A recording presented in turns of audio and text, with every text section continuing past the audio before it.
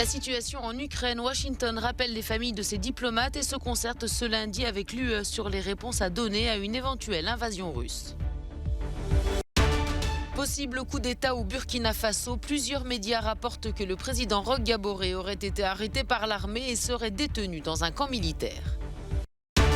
Une sortie de la pandémie de Covid-19 pourrait se profiler en Europe, estime l'OMS, qui appelle toutefois à la prudence du fait de la versatilité du virus Omicron. Le couturier Thierry Mugler est mort. Le styliste français qui avait régné sur la mode des années 80 est décédé dimanche à 73 ans de mort naturelle selon son entourage.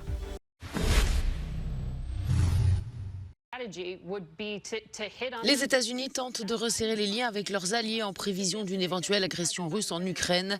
Le chef de la diplomatie américaine doit discuter ce lundi en visioconférence avec les membres de l'UE des pourparlers qu'il a tenus vendredi avec son homologue russe Sergueï Lavrov.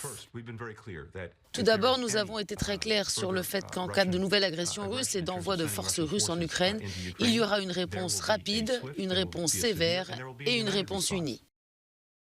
Le département d'État américain a ordonné dimanche soir l'évacuation des familles de ses diplomates en poste à Kiev. Washington a en outre déconseillé aux Américains de se rendre en Russie. Ce lundi, les ministres européens réunis à Bruxelles doivent réaffirmer leur position sur la situation en Ukraine. Se préparer à une situation difficile, avoir un menu, si je puis dire, de sanctions, de conséquences, je ne vais pas en faire la liste, mais les Européens doivent être prêts à tout moment à le faire.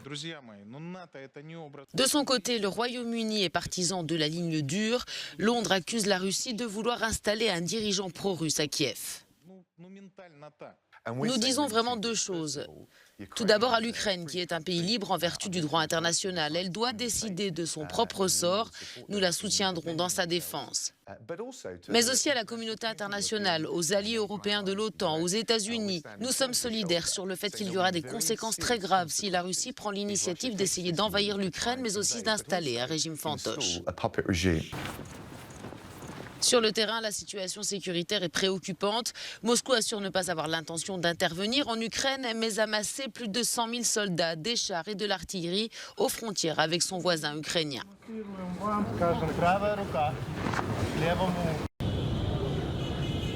Le président du Burkina Faso arrêté par l'armée dans ce qui s'apparente à un coup d'État. Roch Kaboré serait détenu dans un camp militaire, c'est ce qu'affirment plusieurs médias locaux ce lundi.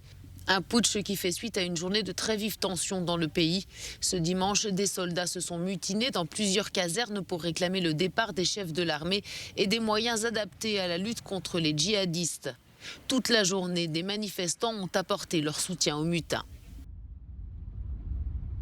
Nous sommes actuellement sous une autre forme de dictature qui ne dit pas son nom. Un président qui n'est pas capable de prendre des mesures de sécurité pour sécuriser son propre, la population n'est pas un président digne d'être de son nom. Dimanche, des partisans des militaires mutins ont incendié le siège du parti au pouvoir. Ce lundi, le calme semblait revenu, mais la situation reste confuse et tendue à Ouagadougou. Les liaisons téléphoniques sont mauvaises, l'internet mobile a été coupé. Difficile donc de vérifier les rumeurs qui circulent, celle d'abord du coup d'État et de l'arrestation de Roch Kaboré, celle aussi selon laquelle des soldats encagoulés auraient pris position devant le siège de la télévision nationale du Burkina Faso. Des manifestants qui s'en prennent à des bâtiments des institutions européennes. Ces scènes ont été filmées ce dimanche après-midi à Bruxelles. Des dizaines de milliers de personnes s'étaient donné rendez-vous dans la capitale belge pour dire leur opposition aux mesures anti-Covid.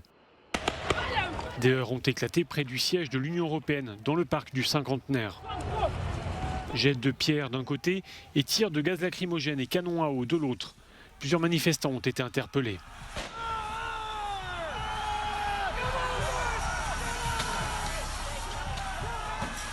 Ce rassemblement était l'un des plus importants du genre depuis ces derniers mois. Des manifestants étaient venus de plusieurs pays européens pour dire leur hostilité aux restrictions liées à la pandémie de Covid-19. Dans leur viseur notamment, les passes sanitaires et vaccinaux mis en place dans de nombreux pays. Une entrave à la liberté, estiment ces protestataires, certains allant jusqu'à dénoncer, je cite, une dictature sanitaire. Liberté, liberté. Une sortie de la pandémie de Covid-19 pourrait se profiler en Europe 2 ans après l'apparition de ce virus sur le vieux continent. C'est ce qu'estime l'Organisation mondiale de la santé, qui avance aussi que le Covid-19 pourrait se transformer en maladie saisonnière dans les mois à venir. Une fois que la vague Omicron sera calmée, il y aura pendant quelques semaines et quelques mois une immunité globale, soit grâce au vaccin, soit parce que les gens seront immunisés en raison de l'infection et aussi une baisse en raison de la saisonnalité.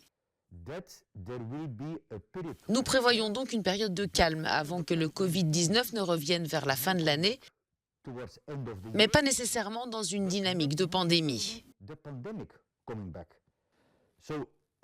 Il est plausible que la région se rapproche d'une fin de la pandémie, non pas une fin du Covid-19, mais une fin de pandémie. Certains pays, comme la France par exemple, ne baissent pas la garde pour autant. Ainsi, bien que largement critiqué, le pass vaccinal, arme du gouvernement contre le variant Omicron, remplace ce lundi le pass sanitaire et devient obligatoire pour les personnes de plus de 16 ans souhaitant se rendre au restaurant ou prendre le train. Le pass vaccinal qui a encore été vilipendé par des milliers de personnes samedi dans des manifestations. Le variant Omicron, qui pourrait contaminer 60% des Européens d'ici mars, continue à sévir très fort en Pologne, qui fait face à une flambée des infections. Le pays a enregistré plus de 34 000 nouveaux cas entre samedi et dimanche, soit une augmentation de 132% par rapport à la semaine dernière. La Pologne qui enregistre le taux de vaccination le plus faible d'Europe.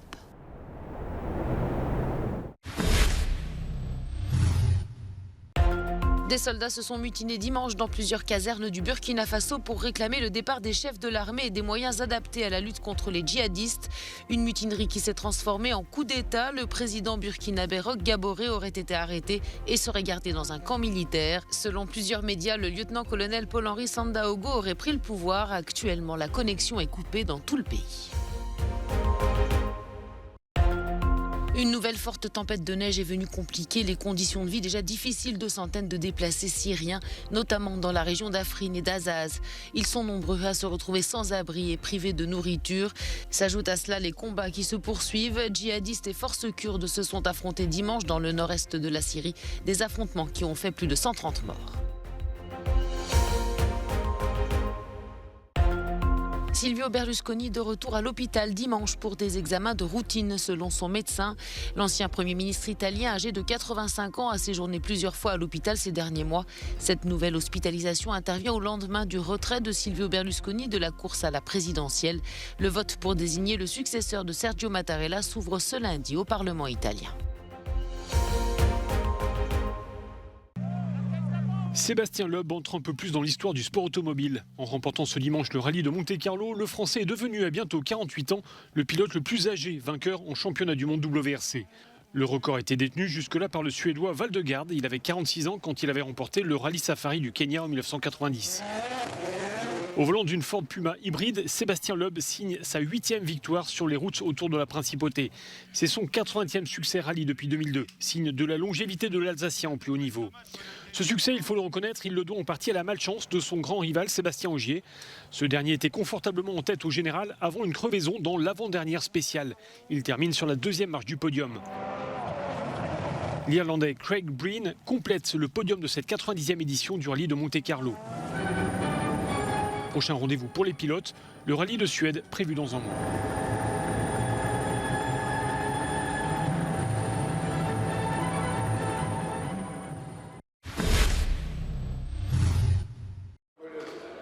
Le styliste français avait régné sur la mode des années 80 et continuait de ravir des stars internationales avec ses tenues spectaculaires. Thierry Mugler est décédé brusquement hier après-midi à 73 ans de mort naturelle, a annoncé son attaché de presse. 3 ans après son arrivée à Paris, Thierry Mugler crée à 23 ans sa propre griffe, Café de Paris en 1973, avant, 1 an plus tard, de fonder la société Thierry Mugler. Thierry Mugler s'était retiré de la mode en 2002, mais les icônes de la pop culture d'aujourd'hui, comme Lady Gaga, Beyoncé, Cardi B ou Kim Kardashian, arborent encore ses tenues d'archives pour les grandes occasions. Metteur en scène dans l'âme, le styliste était devenu pionnier dès les années 70 des défilés à grand spectacle Éclectique, il avait créé aussi des parfums, dont le fameux Angel, et avait monté une revue dans un cabaret parisien.